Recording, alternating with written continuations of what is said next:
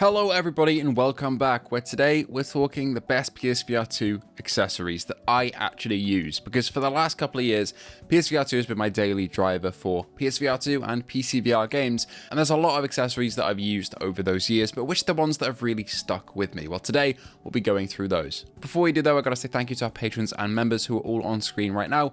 And please feel free to like and subscribe if you enjoy PlayStation VR2 content, and also a bit of flat screen and a bit of PC VR. We do all sorts here.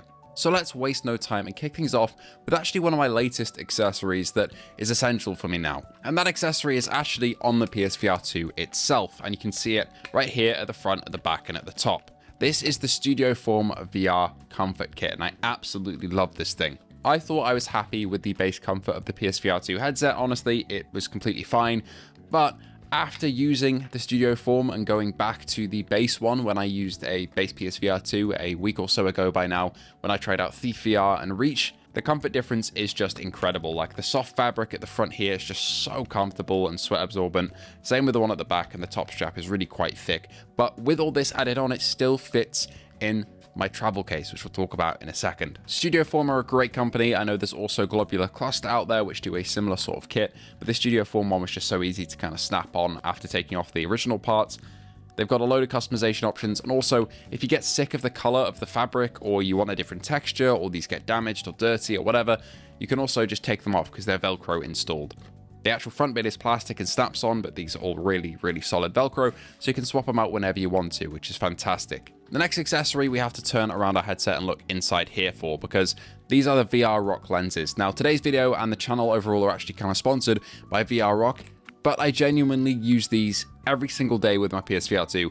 They never come off. They're just fantastic. If you need a prescription, they're definitely worth it because you don't have to wear glasses anymore, but I don't, and I just use them for protection, and they have anti-blue light and anti-glare options, which is great. And if you have multiple people who need to swap in between the headset, you can get magnetic ones too, which mean you can take off the magnets, put on a different prescription pair, and then quickly swap between. But for me, I have the non-magnetics, and they're just fantastic. Honestly, the peace of mind knowing that I can't scratch my PSVR2 actual lenses is worth the price tag, and my link is down below. I do have an affiliate code and a discount if you'd like to purchase some, but I genuinely use these. Even though they are a sponsor of the channel, I wouldn't take them on if I didn't like the product.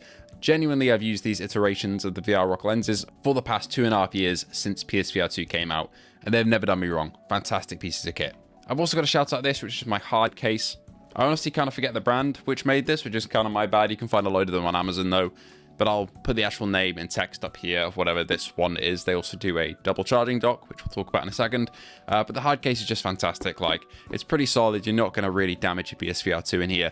And whenever I'm traveling to and from university accommodation, which is basically my trip with my PSVR2 and all my kit, I always have cases for everything, and this one keeps my PSVR2 safe. And even with the comfort kit that I've got installed, it still fits, which is a little bit of more of a tight squeeze, but it still fits in there. And you can put the headset in and also put the controllers on the inside, like in the headset inside that space, and they all fit in there. So everything I need for my VRing fits in this case, and I don't know what I'd do without it, to be honest. It's so useful. I did just say charging dock as well, and it's on a cable here, so I'm gonna have to hold it like this, but this is the official Sony one. The Sony one is pretty good. I find that this right controller has to sit a little bit weirdly on it and go at a certain angle to charge, but I think that's a me thing of my product. Overall, I've heard nothing but good things about them, and honestly, it's fine, but it just takes a bit of adjustment sitting it in there. But I think that is a defect in my one, which I probably should have gotten in touch with them about when I bought it, but I kind of couldn't be bothered. But overall, it's just great to kind of sit them on here, and every time I need them, they'll be charged, which is fantastic. Like, I never have to worry about them being off charge when I go to play a VR session, and you gotta get rid of those cables. You just have them to sit on there. There is a third-party one that I also use, which is fine, which is by the same company that make the travel case that I've got. That one works great too. It's not quite as nice feeling. The Sony one's pretty nice. But yeah, I'd really recommend picking up one of these, especially if you sometimes boot up your VR headset and want to play it and your controllers are out of battery. You'll never have to worry about that ever again. Okay, next, let's talk controller accessories, because I've used a lot, but honestly, my most used one is this. This is the Armory R1. In particular, this is an older model, which kind of has a snap-in design, but the newer ones have like a twisty little screw, which is a lot better. But it's the same principle. There's just one slot for one controller, so your right controller sits in here, and your left one is free. So you can put it up to here if you want and stabilize, or you can reload, you can get equipment, you can throw a grenade. And the main thing about this I love is that it's easy to set up, because you just snap your controller in there or tighten it for the newer models, which you'll get if you pick up one of these. And essentially it's really light as well. So I'm not really worried about carrying a load of weight or having to have a sling or anything like that. If you're looking for a more kind of robust system that has magnets and is very customizable, take a look at the Pro Tube. I've covered that one in the past. That's a little bit more hassle to set up, but has a lot more depth to it. It has a sling, it has those magnet points, and that can feel more immersive, but for pick up and play, I always go to the Armory, to be honest. And of course, as with everything else in this video, the link will be down in the description for this, because I really do like it.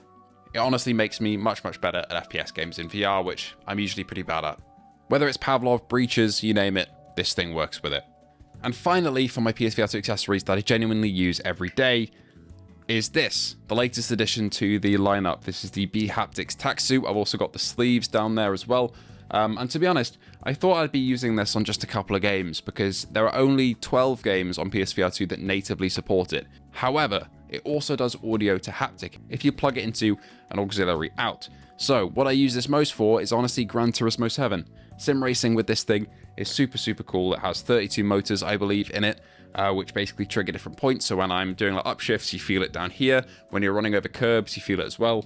But for the games that natively support it, it transfers the gameplay to their suit, basically. So if you get shot in the top right, you'll feel it there. If you shoot with a pistol in your right hand, you'll feel it in the sleeve, and a little bit around here if you get shot in the back. There are also motors all in the back as well, and it genuinely is really cool. I haven't tested it on PC yet, but the PC mods for it look amazing, like for Tactical Assault, Blade and Sorcery, so you can feel the slashes across you in Blade and Sorcery and getting shot in Tactical Assault and stuff like that.